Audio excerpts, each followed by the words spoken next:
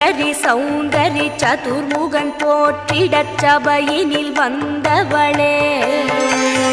பொங்கரி மாவினில் பொன்னடி வைத்து பொருந்திட வந்தவளே,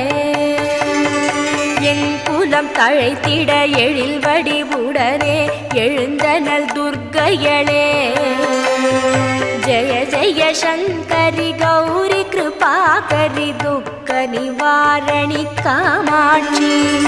ஜய ஜய சங்கரி கௌரி கிருபாகரி துக்க நிவாரணி காமாட்சி.